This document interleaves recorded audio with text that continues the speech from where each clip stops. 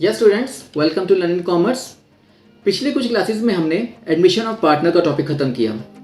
आज से हम एक नया टॉपिक शुरू करने जा रहे हैं जो है रिटायरमेंट ऑफ पार्टनर। इसमें हम रिटायरमेंट ऑफ पार्टनर के इंट्रोडक्शन के बारे में पढ़ेंगे, फिर कैसे इसमें गेनिंग रेशियो निकाली जाती है, जब नया पार्टनर आता है तो कैसे गेनिंग रेशियो कैसे कैलकुलेट की जाती है, फिर जब रिटायरिंग पार्टनर के टाइम पर उस रिटायरमेंट टाइम पर पार्टनर को जो ड्यू अमाउंट है कैसे दिया जाता है उसके बारे में हम पढ़ेंगे, और साथ साथ जो गुडविल की ट्रीटमेंट है वो कैसे की जाती है रिटायरमेंट टाइम पर, वो हम इसमें स्टडी करेंगे। तो देखते हैं। Okay, let's go.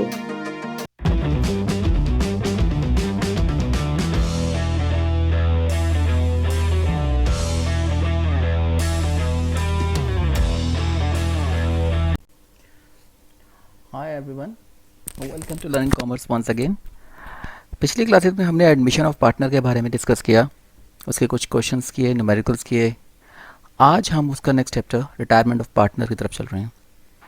रिटायरमेंट और डेथ दोनों ही चैप्टर्स हैं, लेकिन हम आज जो डिस्कस करेंगे वो रिटायरमेंट ऑफ पार्टनर के बारे में। Retirement of partner means ceasing to a partner of the firm. अगर एक पार्टनरशिप फर्म में से एक पार्टनर चला जाता है, रिटायर हो जाता है, किसी वजह से भी हो जाता है, जैसे कि मान लो एग्रीमेंट है कि उसको 2 साल 3 साल बाद जाना है, या सब पार्टनर्स कंसेंट दे दें कि हाँ अब इस पार्टनर का जाना ज़रूरी है, या अपनी मर्ज़ी से भी नोटिस देकर वो जा सकता है। तो चाहे वो एग्रीमेंट के अंडर में हो, चाहे सब पार्टनर्स एग्री कर जाएं, और साथ ही साथ अगर एक पार्टनर अपनी मर्ज़ी से भी छोड़ के जाना चाहे तो वो अपने टर्म्स एंड कंडीशंस के साथ वो छोड़ के जा सकता है।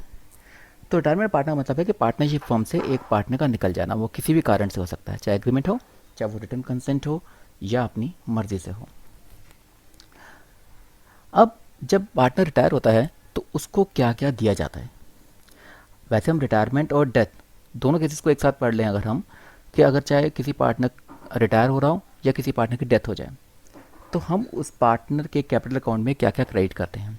एक तो उसका कैपिटल अकाउंट का बैलेंस होगा, करेंट अकाउंट का बैलेंस होगा, गुडविल का शेयर दिया जाएगा, अगर कुछ reserves, profit and loss account, general reserve वगैरह कुछ पड़ा हुआ है तो उसका शेयर दिया जाएगा, रिवैल्यूएशन एसेट्स एंड लायबिलिटीज़ का अगर हुआ है तो उसमें प्रॉफिट का हिस्सा होगा वो दिया जाएगा, और जितने दिन उसने करंट ईयर में काम किया है उतने दिन या उतने महीने तक का उसका प्रॉफिट्स का शेयर, अगर प्रॉफिट का शेयर दिया जाएगा। फर्म ने जितना भी प्रॉफिट्स कमाया पूरे साल के अंदर, और उसमें कितना दिन या कितने महीने उस पार्टनर ने काम किया, उतने दिन और उतने महीने तक का हिस्सा उस पार्टनर को दिया जाएगा। अगर कोई कैपिटल पर इंटरेस्ट बनता है तो वो दिया जाएगा, सैलरी बनती है उसकी रिटायरमेंट या डेथ तक की वो दे दी जाएगी। ये सब देने के साथ साथ जो रिडक्शंस की जाएंगी, यानी कि अगर उसका करंट अकाउंट में डेबिट बैलेंस है वो माइनस कर दिया जाएगा, उसके अकाउंट में डेबिट कर दिया जाएगा। अगर कोई गुडविल पुरानी पड़ी हुई है उसको राइट ऑफ करना है तो उसका शेयर राइट ऑफ किया जाएगा। कोई लॉसेज हैं, ड्राइंग्स हैं, इंटरेस्ट एंड ड्राइंग्स हैं, लॉसेज का शेयर है रिवोल्यूशन के अंदर वो माइनस कर दिया जाएगा, और अगर बिजनेस को लॉस हुआ है तो उसमें भी उसका शेयर माइनस कर दिया जाएगा। तो मतलब जो जो उसको देना है वो उसके अकाउंट में क्रेडिट कर दिया जाएगा, और जो जो उससे लेना है तो उसके अकाउंट में डेबिट करके डिडक्शंस करके नेट बैलेंस उस रिटायरिंग पार्टनर या डिजीज्ड पार्टनर के हिस्से में डाल दिया जाएगा।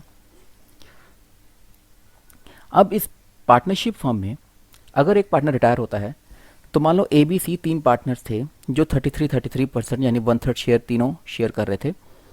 उसके बाद अगर एक पार्टनर रिटायर हो जाता है तो 2 पार्टनर्स बचे हुए 50-50% शेयर करेंगे। मतलब रिटायरिंग पार्टनर अपना शेयर, अपना हिस्सा बचे हुए पार्टनर्स के नाम कर जाएगा या उनको मिल जाएगा। तो जो 1/3 share, 33% share A B C तीनों शेयर कर रहे थे, अब जो बचे हुए पार्टनर्स होंगे वो 50-50% शेयर करेंगे। मतलब बचे हुए पार्टनर्स का शेयर बढ़ गया और एक पार्टनर जा रहा है अपना शेयर देके। तो जिस रेशियो में ये लोग शेयर करेंगे उसको बोलेंगे gaining ratio. Ratio in with the continuing partners, जो पार्टनर्स बच गए हैं वो लोग कंटिन्यूइंग पार्टनर्स हैं, उन्होंने उस शेयर को, रिटायरिंग पार्टनर के शेयर को किस रेशियो में शेयर किया है, that will called gaining ratio. और गेनिंग रेशियो निकालने के लिए हमेशा यूज़ करेंगे new ratio minus old ratio. New minus old इसलिए कर रहे हैं क्योंकि न्यू शेयर हमेशा ज़्यादा होगा कंटिन्यूइंग पार्टनर्स का और ओल्ड शेयर कम होगा, इसलिए न्यू माइनस ओल्ड करके गेनिंग रेशियो कैलकुलेट कर लेंगे। रिटायरिंग पार्टनर को या डिजीज पार्टनर को, वैसे रिटायरिंग पार्टनर की बात अगर हम करें, रिटायरिंग पार्टनर को जो अकाउंट्स में सेटलमेंट देनी है, जो उसका पैसा बनता है, उसको हम लमसम में एक साथ दे सकते हैं या इंस्टॉलमेंट्स में दे सकते हैं। इसमें इंटरेस्ट देना है नहीं देना है ये सब एग्रीमेंट में होगा, और ये भी हो सकता है कि कुछ पार्ट कैश दे दिया जाए और कुछ पार्ट इंस्टॉलमेंट्स में बाद में 1 साल 2 साल 3 साल बाद उसको दे दिया जाए इंस्टॉलमेंट्स के अंदर। तो लंप सम दे दें, इंस्टॉलमेंट्स में दें, विद इंटरेस्ट दें, विदाउट इंटरेस्ट दें, ये एग्रीमेंट होगा और उसी बेस पर इस पार्टनर का रिटायरिंग पार्टनर या डिसीज पार्टनर का शेयर उसको दे दिया जाएगा।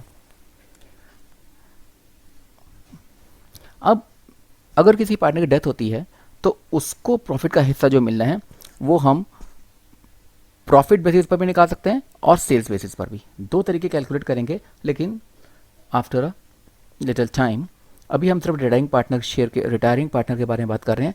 ये डिजीज पार्टनर के केस में सेल्स बेसिस और टाइम बेसिस के हिसाब से हम, या प्रॉफिट बेसिस के हिसाब से हम कैलकुलेट करके प्रॉफिट का शेयर उसको देते हैं। कुछ और चीज़ें ध्यान रखनी है।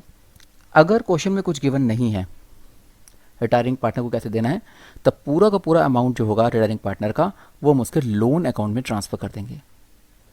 सेकंड पॉइंट है, अगर किसी पार्टनर की डेथ होती है तो जो डिजीज पार्टनर का कैपिटल अकाउंट है उसको क्लोज करके उसका पूरा अमाउंट उस डिजीज पार्टनर के, यानी जिस पार्टनर की डेथ हुई है उसके एग्जीक्यूटर अकाउंट में ट्रांसफ़र किया जाएगा। तो रिटायरिंग पार्टनर का जो बैलेंस होगा वो उसके लोन अकाउंट में ट्रांसफ़र किया जाएगा अगर क्वेश्चन में और कुछ गिवन नहीं है तो, साइलेंट हो तो। और अगर उस पार्टनर की डेथ होती है तो डेथ के केस में उस पार्टनर का शेयर उसके एग्जीक्यूटर अकाउंट या उसके रिप्रेजेंटेटिव अकाउंट के नाम में ट्रांसफ़र कर दिया जाएगा। कोई भी पेमेंट जो उसके डिजीज पार्टनर यानी जिसकी पार्टनर की डेथ हुई है उसके एग्जीक्यूटर को देनी है वो एग्जीक्यूटर अकाउंट के थ्रू की जाएगी। कैपिटल अकाउंट से सिर्फ बैलेंस निकालकर एग्जीक्यूटर अकाउंट में ट्रांसफ़र किया जाएगा और एग्जीक्यूटर अकाउंट बनाकर फिर उसमें से पेमेंट करनी है या इंस्टॉलमेंट्स देनी है वो की जाएंगी। तो पार्टनर के कैपिटल अकाउंट के थ्रू पेमेंट नहीं होगी, उस पार्टनर के एग्जीक्यूटर अकाउंट के थ्रू उसकी पेमेंट की जाएगी। गुडविल अगर ऑलरेडी अपीयर हो रही है पुरानी बुक्स के अंदर वो राइट ऑफ होगी, वो ओल्ड प्रॉफिट शेयरिंग रेशियो में ही होगी। जितने प्रॉफिट एंड लॉसेज होंगे पुराने वो भी ओल्ड पार्टनर्स में ओल्ड प्रॉफिट शेयरिंग रेशियो में ट्रांसफ़र किए जाएंगे। कोई इन्वेस्टमेंट फ्लक्चुएशन फंड है तो उस केस में भी जो इन्वेस्टमेंट्स की वैल्यू है उसको कंसिडर किया जाएगा, तब जाके बचा हुआ पैसा उनमें ट्रांसफ़र किया जाएगा। और अगर रिवॉल्यूशन प्रॉफिट एंड लॉसेज है वो भी ओल्ड प्रॉफिट शेयरिंग रेशियो में ओल्ड पार्टनर्स में डिस्ट्रीब्यूट किया जाएगा। तो ये चीज़ें ध्यान रखनी है। इसके साथ साथ हम आगे जो बढ़ते हैं, गुडविल की ट्रीटमेंट। हमने एडमिशन के केस में गुडविल के कई सारे केसेस देखे थे, लेकिन यहाँ पर रिटायरमेंट या डेथ के केस में गुडविल की ज़्यादा ट्रीटमेंट नहीं है। हम आपको दो केसेस बता रहे हैं इसके अंदर। फॉर एग्जांपल, जैसे एडमिशन में देखा था, मान लो कोई गुडविल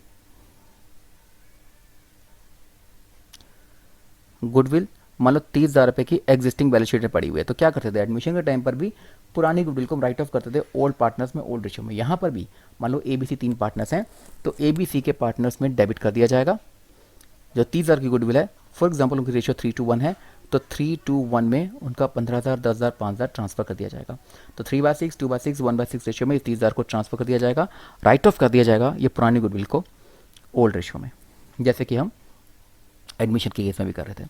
लेकिन यहाँ पर जो रिटायरमेंट के टाइम पर अगर गुडविल वैल्यू गिवन होगी, मान लो रिटायरमेंट के टाइम पर 12,000 की गुडविल गिवन है, ये जो पहले वाली गुडविल थी ये पुरानी वाली बैलेंस शीट में थी, लेकिन एडजस्टमेंट्स के अंदर अगर 12,000 की गुडविल गिवन है या किसी अमाउंट की गुडविल गिवन है तो हम पहले B यानी रिटायरिंग पार्टनर का शेयर निकालेंगे और उसका शेयर ट्रांसफ़र कर देंगे कंटिन्यूइंग पार्टनर्स या रिमेनिंग पार्टनर्स में उनकी गेनिंग रेशियो में। एक्चुअली ये जो एंट्री है ये एंट्री हम करते हैं, जो गेनिंग पार्टनर्स हैं उसको हम डेबिट करेंगे और सैक्रिफाइसिंग पार्टनर को क्रेडिट कर देंगे। सैक्रिफाइसिंग पार्टनर कौन है, यानी कि जो छोड़ के जा रहा है, जो रिटायर हो रहा है, तो उसको हम क्रेडिट करेंगे। अगर इस केस में ABC 3 पार्टनर्स हैं और B रिटायर हो रहा है तो B का अकाउंट, B का शेयर निकालकर हम B का शेयर यहाँ पर क्रेडिट कर देंगे। तो ये हो गया सैक्रिफाइसिंग। और जो A और C कंटिन्यूइंग पार्टनर्स हैं ये लोग गेन कर रहे हैं तो ये गेनिंग पार्टनर्स हो गए। तो गेनिंग पार्टनर्स को हम डेबिट करेंगे और सैक्रिफाइसिंग पार्टनर्स को हम क्रेडिट कर देंगे। तो एंट्री क्या बन जाएगी, gaining partners account debit to sacrificing partner, या इसको कह सकते हैं remaining partners to outgoing partners. Okay, तो जब भी पुरानी गुडविल होगी तो पुरानी गुडविल को तो एग्जिस्टिंग पार्टनर्स में, सभी पार्टनर्स में जो पहले वाले पार्टनर थे उनको ओल्ड रेशियो में ट्रांसफर करना है। ABC, A account debit, B account debit, C account debit to goodwill account. लेकिन अगर वैल्यूशन गुडविल की वैल्यूशन दे रखी है रिटायरमेंट के टाइम पर, वो उसमें रिटायरिंग पार्टनर का शेयर निकालकर, मान लो B का शेयर निकालकर हमने A और C में ट्रांसफ़र करना है उनकी गेनिंग रेशियो में।